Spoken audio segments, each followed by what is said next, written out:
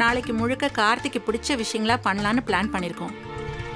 கார்த்திக்கு பிடிச்ச விஷயங்கள்ல ஒன்று உன்னோட பாட்டு. அதனால உன்னோட பாட்டு கச்சேரி வைக்கணும்னு நாங்கள் ஆசைப்படுறோம். நீங்கள் ஃப்ரீயாக இருக்கீங்களா இல்லை வேற எங்கேயாவது கச்சேரி புக் பண்ணியிருக்கீங்களா? இல்லை மேடம், ஃப்ரீயாக தான் இருக்கோம். அப்போது நம்ம வீட்டு ஃபங்க்ஷனில் கச்சேரி பண்ணலாம்ல? அதுக்கு என்ன மேடம், பண்ணிட்டா போச்சு. ரொம்ப சந்தோஷம் ரூபஸ்ரீ. அப்போது நாளைக்கு அம்மாவை கூட்டிகிட்டு வந்துடுறியா? வந்துடும் மேடம். ஃபங்க்ஷன் எங்கே வச்சுருக்கீங்க? வீட்டில் தான் ஃபங்க்ஷன் நடத்த போகிறோம். இங்கேயே வந்துருங்க. என்ன வீட்டில் வச்சுருக்கீங்களா? ஆமாம். ஏன் அதில் ஏதாவது உங்களுக்கு சங்கடம் இருக்கா? இல்லை மேடம், சும்மா தான் கேட்டேன். சரி, நாளைக்கு வந்துருங்க. உங்களுக்கு தேவையான ஸ்டேஜ், ரூமு எல்லா வசதியும் ரெடியாக இருக்கும். நீங்கள் சந்தோஷமாக கச்சேரி பண்ணிட்டு போகலாம். சரிங்க மேடம், நாங்கள் வந்துடுறோம். சரிம்மா.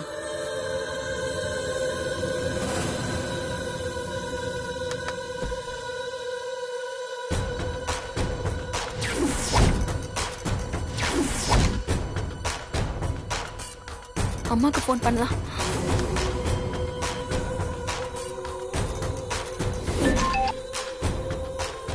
சொல்லு ரூபா. அம்மா, அபிராமி அம்மா உனக்கு ஃபோன் பண்ணாங்களா? நீ எடுக்கவே இல்லையா? அந்த ஏரியால சிக்னல் கொஞ்சம் வீக்கா இருந்தது, எடுக்க முடியல. ஆமா, உனக்கு எப்படி தெரியும்? நீ எடுக்கலன்னதும் எனக்கு ஃபோன் பண்ணாங்க. நாளைக்கு கார்த்தி பர்த்டே ஃபங்க்ஷன் இருக்கா, அதுல நான் வந்து பாடணுமா? ஆமா, பர்த்டே ஃபங்க்ஷனை எங்க வச்சிருக்காங்களா? அவங்க வீட்ல தாம்மா வச்சிருக்காங்க. வீட்ல வச்சிருந்தாங்கன்னா ரொம்ப கஷ்டமாச்சே. அதுல என்னமா கஷ்டம்? என்ன ரூபா, இதுல என்ன சிக்கல் இருக்குன்னு உனக்கு புரியலையா? புரியுதுமா, இருந்தாலும் ஏற்கனவே அவங்க வீட்ல 60ஆம் கல்யாணத்தப்ப பாடி இருக்கோம்ல, அந்த மாதிரி சமாளிச்சிடலான்னு நினைச்சேன். நீ ஒரு விஷயத்த நல்லா புரிஞ்சுக்கோ ரூபா. தீபா முன்ன மாதிரி நம்ம கண்ட்ரோல்ல இல்ல. கல்யாணமாகி கார்த்திக் வீட்ல இருக்கா. இப்ப பர்த்டே ஃபங்க்ஷன் நடக்க போறதும் அதே வீட்ல தான். எப்படி டென்ஷன் ஆகாம இருக்க முடியும்? அப்ப எதுக்குமா இந்த கச்சேரிக்கு போனோம்? நான் பேசாம அபிராமி அம்மாக்கு போன் போட்டு எனக்கு வேற கச்சேரி இருக்கு, நான் சொல்ல மறந்துட்டேன் அப்படின்னு சொல்லிடுவா? வேணா ரூபா, அது தப்பாயிடும். ஏற்கனவே கார்ல கார்த்திக் பாட சொன்னப்போ ஏதோ பொய் காரணம் சொல்லி பாடாம விட்டுட்ட. இப்போ நாம முடியாதுன்னு சொன்னா நம்ம மேல டவுட் தான் வரும். சரி, இப்ப என்னமா பண்றது? வேற வழியே இல்ல ரூபா, எப்படியாவது கச்சேரி பண்ணி தான் ஆகணும். சரிம்மா, தீபாக்கு போன் பண்ணி தகவல் சொல்லிடுறேன்.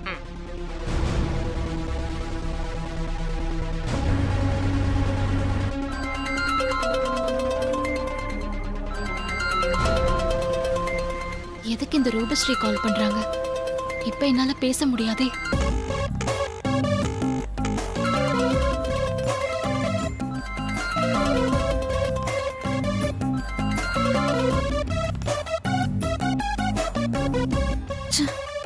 என்ன போனை கட் பண்றா? திருப்பி பண்ணுவோம்.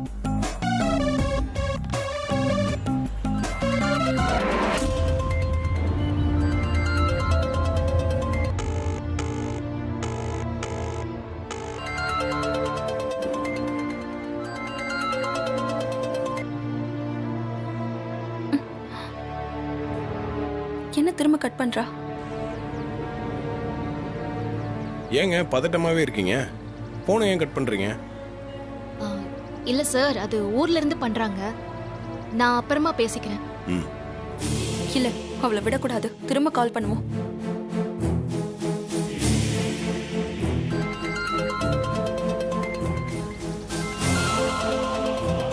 ஏங்க திரும்ப போன் வந்துட்டே இருக்கு பாருங்க. எதனா இம்பார்ட்டன்ட் காலா இருக்க போகுது, எடுத்து பேசுங்க. சரிங்க சார்.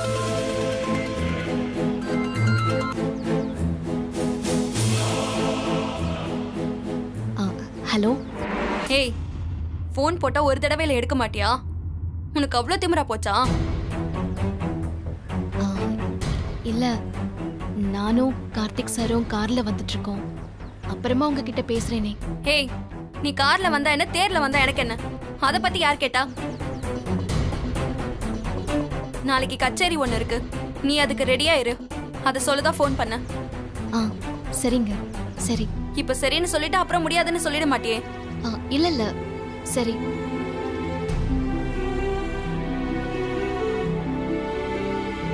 என்ன தீபா, எதனா பிரச்சனையா? இல்ல சார், அதெல்லாம் ஒண்ணும் இல்ல. போன் பேசினதுல இருந்து உங்க முகமே சரியில்லைங்க. இல்ல சார், எனக்கு தலை வலிக்குது.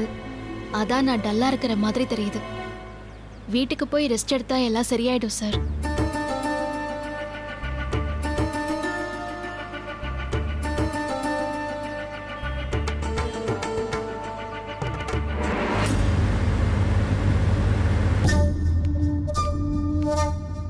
ஹலோ, இங்க வா. சொல்லுங்க மேடம். உன் பேர் என்ன? முத்து மேடம். ஆஹா, இத வச்சுக்கோ. எதுக்கு மேடம் இந்த பணம்? சும்மா செலவுக்கு வச்சுக்கோ. மேடம், இந்த பணம் எதுக்குன்னு சொல்லுங்க. சும்மாலாம் கொடுக்க மாட்டீங்கன்னு எனக்கு தெரியும். பரவாயில்லையே, புரிஞ்சுக்கிட்டா சரிதான். அந்த ரூம்ல கதிர்னு ஒரு பேஷண்ட் இருக்கான்ல? ஆமா. அவன் இப்போ கோமால தான் இருக்கான். எப்போ கண்முழிப்பான்னு தெரியாது. அவன் எப்போ கண்முழிச்சாலும் நீ எனக்கு தகவல் சொல்லணும். அதுக்கு தான் இந்த பணம். ஓ, அதுக்கு தான் இந்த பணமா? கொடுங்க மேடம். கவலைப்படாம போங்க. அந்த பேஷண்ட் எப்போ கண்ணு முடிச்சாலும் உடனே தகவல் சொல்றேன். சரி, என் செல் நம்பர் நோட் பண்ணிக்கோ. 98410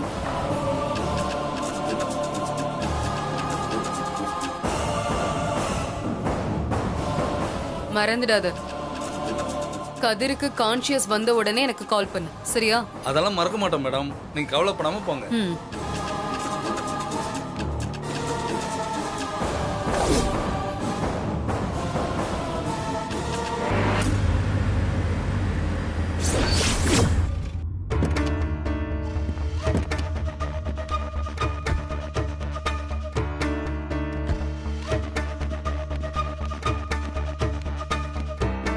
அதெல்லாம் சரிடா. வா கார்த்தி. வாப்பா. நாளைக்கு என்ன நாள்னு தெரியுமா? தெரியுமே, சண்டே தானே. நான் அதை சொல்லலப்பா. ஒரு மாசமா உங்க அம்மா சொல்லிக்கிட்டு இருக்காளே, அது ஞாபகம் இல்லையா உனக்கு? பதில் சொல்லாம சிரிச்சா என்ன அர்த்தம்?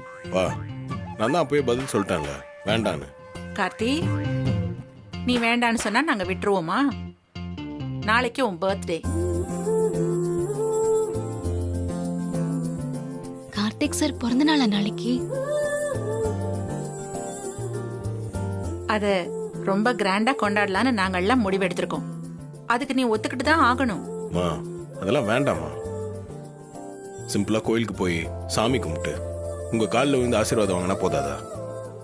டே கார்த்தி, உனக்கு கல்யாணம் ஆனதுக்கு அப்புறம் முதல் பர்த்டே வருதுடா. அதை சிறப்பா கொண்டாடினா தான் நல்லா இருக்கும். ஏன் கல்யாணம் ஆகலன்னா சிறப்பா கொண்டாட முடியாதா? நல்ல விஷயத்தை பத்தி பேசும்போது எதுக்கு தேவையில்லாம அந்த அரைக்குறை கல்யாணத்தை பத்தி பேசுறீங்க?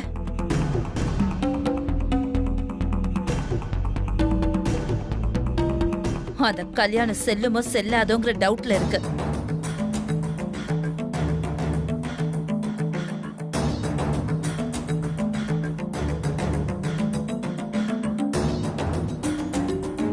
ஏன் ஐசு, ஒரு நல்ல விஷயம் பேசும்போது எதுக்கு இப்படி குதர்க்கமா பேசுற? அவர் கல்யாணத்தை பத்தி சொன்னாரு, நான் அதுக்கு பதில் சொன்னேன். இதுல என்ன குதர்க்கம் இருக்கு? இங்க பாரு, நம்ம இப்போ கார்த்தி பிறந்த நாளை பத்தி மட்டும் பேசுவோம், சரியா? கார்த்தி, இது உன் அம்மாவோட அன்பு கட்டளை. நீ வேணான்னு மறுக்கவே கூடாது. நாளைய நாள் உன்னோட நாள். நாளைக்கு எல்லாமே உனக்கு பிடிச்சதா தான் இருக்கும். அதுலயும் உனக்கு ரொம்ப பிடிச்ச ஸ்பெஷல் ஒன்று இருக்கு. அது உனக்கு ரொம்ப சந்தோஷமா இருக்கும். சரிங்கம்மா, நீங்க எல்லாம் முடிவு பண்ணிட்டீங்க. உங்க சந்தோஷம் தான் என் சந்தோஷம். உங்க விருப்பத்துக்கு நீங்க என்ன பண்றீங்களோ பண்ணுங்க. ரொம்ப சந்தோஷம். நாளைக்கு நம்ம வீடு திருவிழா மாதிரி இருக்கணும். கார்த்தி இந்த பிறந்த நாளை மறக்க முடியாத அளவுக்கு இருக்கணும். அதுக்கான வேலைகளை எல்லாரும் சேர்ந்து செய்யணும். அதுக்கு என்ன நாச்சியா, செஞ்சுட்டா போச்சு. ஆமாம்மா, எல்லாத்தையும் நாங்க பாத்துக்கிறோம். நீங்க கவலைப்படாம ரிலாக்ஸ்டா இருங்க, அது போதும் எங்களுக்கு.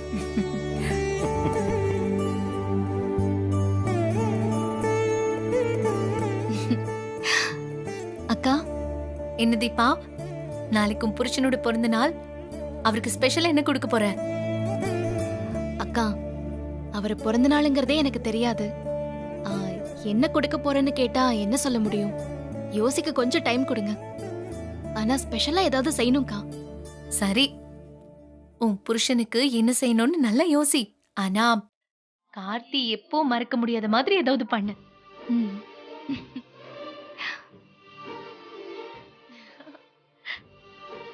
You order it, no problem. Sir ஒரு நிமிஷம் இருங்க, நான் திரும்ப கூப்பிட்றேன். என்ன சார் இப்படி பண்ணிட்டீங்க? நான் என்னங்க பண்ணேன்?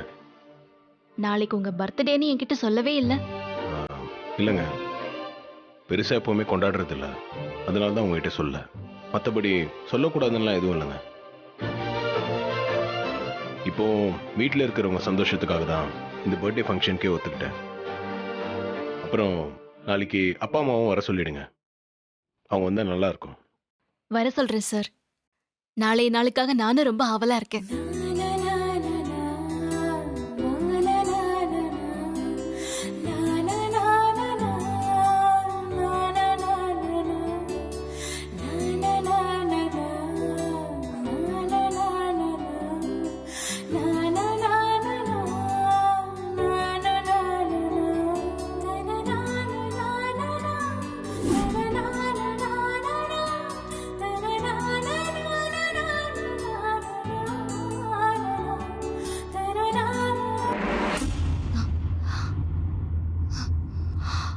ஐயோ, ரூபஸ்ரீ வேற நாளைக்கு ஏதோ கச்சேரி இருக்குன்னு சொன்னாங்களே. கார்த்திக் சார் பக்கத்துல இருந்ததுனால சரியா விசாரிக்காம விட்டுட்டேன். இப்போ என்னன்னு ஃபோன் பண்ணி கேட்போம்.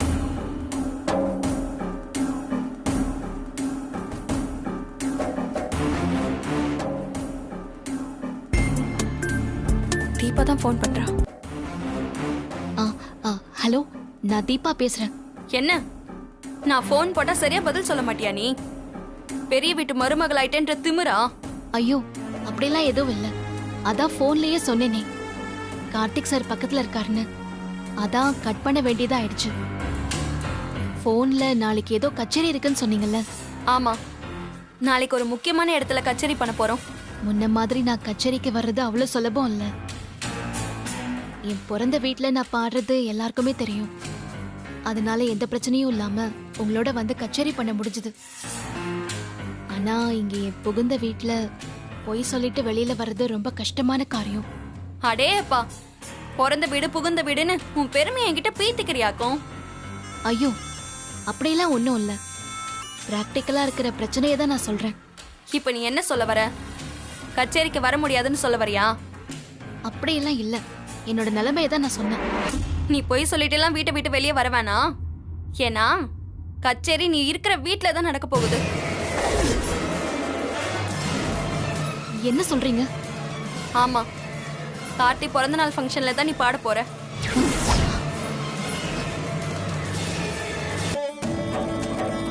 என்ன நீங்க இப்படி பண்றீங்க? நான் கூட கச்சேரி வேற எங்கேயாவது இருக்கும்னு நினைச்சேன். ஆனா இந்த வீட்டு கச்சேரியை ஒத்துக்கிட்டு என்ன சிக்கல்ல கொண்டு வந்து விட்டுட்டீங்களே. இந்த வீட்ல நான் எப்படி மத்தவங்களுக்கு தெரியாம பாட முடியும்? அது பெரிய சிக்கல் ஆயிடும்.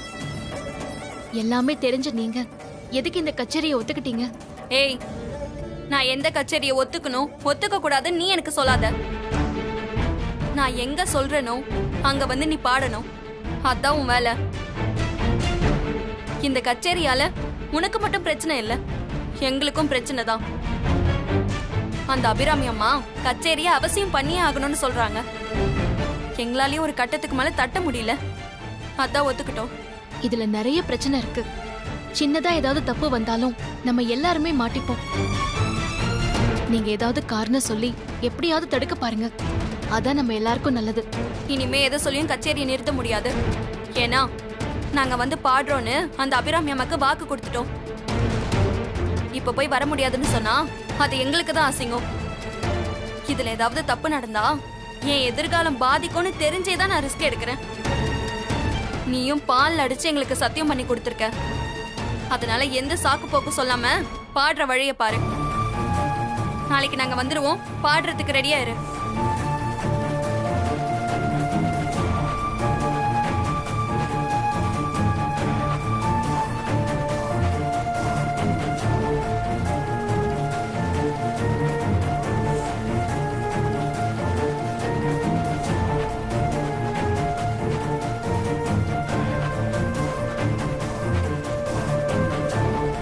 என்ன தீபா, ஏதோ டென்ஷனா இருக்கிற மாதிரி இருக்கு, என்ன விஷயம்? ஒரு பெரிய பிரச்சனையில மாட்டிக்கிட்டேன்க்கா. என்ன பிரச்சனை தீபா?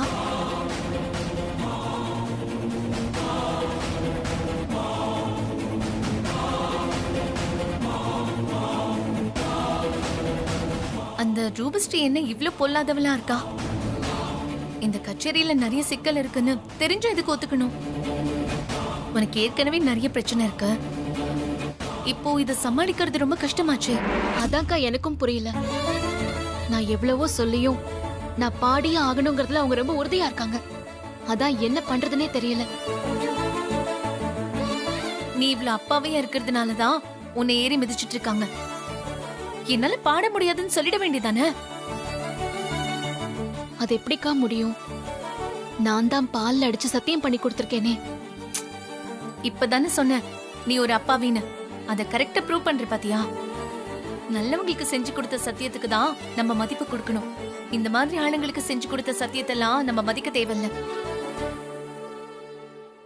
இல்லக்கா, என் தம்பியோட வைத்திய செலவுக்கு பணம் கொடுத்து ஹெல்ப் பண்ணிருக்காங்க.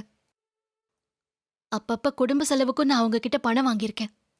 அதான் முடியாதுன்னு சொல்ல முடியல. ஓ, நன்றி கடனா? அப்ப ஒண்ணும் பண்ண முடியாது. அப்ப நீ பாடதான் போற இல்லையா? ஆமாக்கா, எப்படியாவது பாடிதான் ஆகணும். இத்தனை நாள் கார்த்தி ரசிச்சு கேட்டுட்டு இருக்கிற அந்த குரலுக்கு சொந்தக்காரி தீபா தாங்கிற உண்மைய நாளைக்கு கார்த்தியை கூட்டிட்டு வந்து தீபா பாடுறப்போ காட்டிடணும். என்னக்கா யோசிக்கிறீங்க?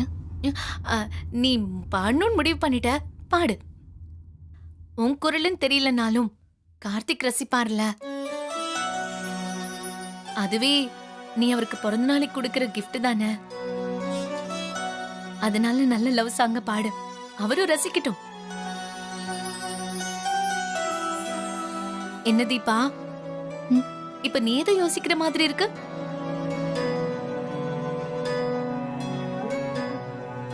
இல்லக்கா, நாளைக்கு தான் கார்த்திக் சாரோட பிறந்த நாள். எல்லாரும் வாழ்த்து சொல்றதுக்கு முன்னாடி நான் அட்வான்ஸா வாழ்த்து சொல்லணும்னு நினைக்கிறேன். இப்பவே வாழ்த்துனா சந்தோஷப்படுவார்ல. ஓ, முதல் வாழ்த்து உன்னோட தான் இருக்கணும்னு நினைக்கிறேன். நடத்து நடத்து. கார்த்திக் சாருக்கு நாளைக்கு பிறந்த நாள் வாழ்த்து யாராவது சொல்றதுக்கு முன்னாடி இன்னைக்கு நைட்டே ஆளா நான் கார்த்திக் சாருக்கு வாழ்த்து சொல்லியாகணும்.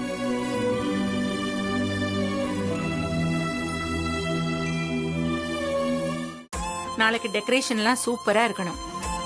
யாரும் வந்து எந்த குறையும் சொல்லக்கூடாது. நீங்க நம்ம வீட்டு விசேஷத்துக்கு எல்லாமே ரெகுலரா செய்யறவங்க தானே, அதனால உங்களுக்கே எல்லாம் தெரியும். நான் சொல்லி எதுவும் தெரிய வேண்டியதில்லை. நாளைக்கு சீக்கிரமா வந்து எல்லாம் ரெடி பண்ணிடுங்க. வா ஐஷு, இப்பதான் இன்டீரியர் டெக்கரேட்டர் கிட்ட பேசினேன். கேட்டரிங் சர்வீஸ் எல்லாம் உன் பொறுப்புல விட்டுட்டேன். மெனு என்னன்னு சொல்லிட்டியா? எல்லாம் கரெக்டா செஞ்சிருவாங்கல்ல? அதெல்லாம் பேசிட்டேன் அத்தை, கரெக்டா செஞ்சிருவாங்க. நான் இப்ப உங்ககிட்ட வேற ஒரு விஷயம் பேச வந்தேன். என்ன ஐஷு? நாளைக்கு கார்த்தியோட பிறந்த நாள். அதுக்கு சொந்தக்காரங்க பிசினஸ் மேன்னு நிறைய பேர் வருவாங்க. அப்ப தீபா இங்க இருந்தா தேவையில்லாத பிரச்சனை தான். வரவங்க கிட்ட அவளை அறிமுகப்படுத்துறதும் சங்கடம் தானே. ஆமா ஐஷு, எனக்கும் இது மைண்ட்ல ஓடிக்கிட்டு தான் இருக்கு. கார்த்திக் கூட அவளை நினைச்சு பார்த்தாலே மூளையெல்லாம் பாய்லர் மாதிரி கொதிக்குது. அவ நாளைக்கு கார்த்தி இருக்கிற பக்கமே வரக்கூடாது. அதுக்கு என்ன பண்ணலாம்? ஆமாத்த, ஃபேக்டரி ஃபங்க்ஷன் விஷயத்துல நம்ம கூட்ட விட்டுட்டோம். இந்த தடவை எந்த மிஸ்டேக்கும் நடக்க கூடாது. கொஞ்சம் டைம் கொடுத்தா கூட அவ கார்த்தி கூட ஒட்டிக்கிட்டு நம்மள வெறுப்பேத்துவா.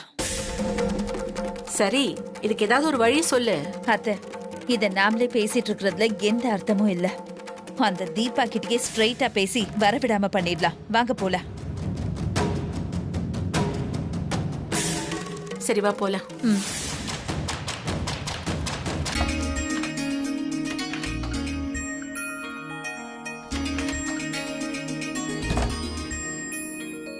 நாம போய் கார்த்திக் சாருக்கு ஹாப்பி பர்த்டேன்னு விஷ் பண்ணுவோம்.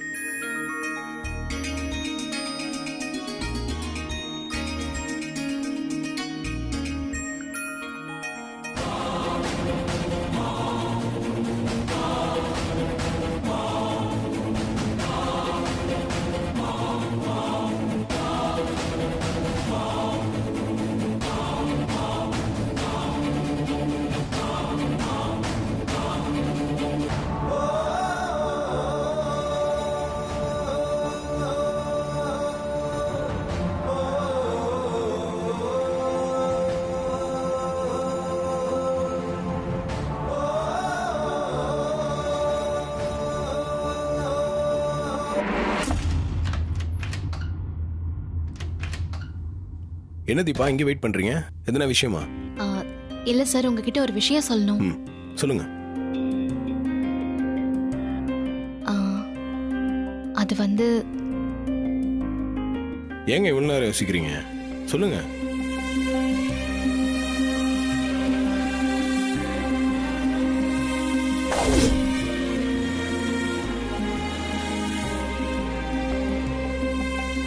கார்த்தி